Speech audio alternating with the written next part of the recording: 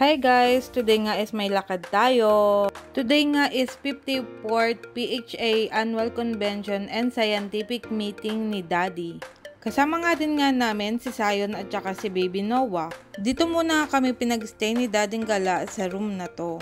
Outfit check! Diba ang gwapo asawa ko yan? Charing. Ito nga pala ang itsura ng convention hall. Andito nga pala kami sa side ng mga companion.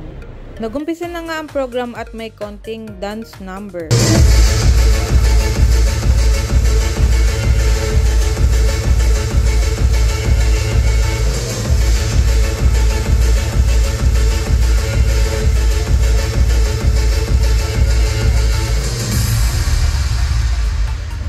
At ito nga si Kuya Zion ay pinipilit buhatin si Moses Noah.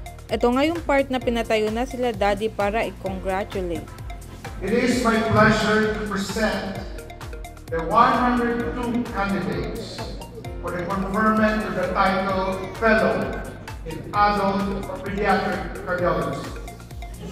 The candidates have fully satisfied the requirements for membership as Fellow of the Philippine College of Cardiology in accordance with the provisions of our bylaws.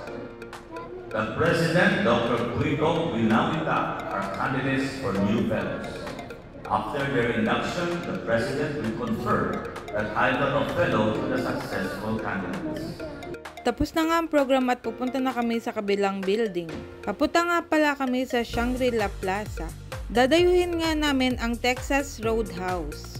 Dito nga ay naka 50% off sila. At ito nga pala ang paborito namin dito, yung tinapay na free. Binabalik-balikan nga itong tinapay nila kasi sobrang sarap, bagong luto. Bago mo nga mabili yung promo nila, kailangan mo munang umorder ng worth 3,000 pesos. Umorder nga kami ng 2 platters.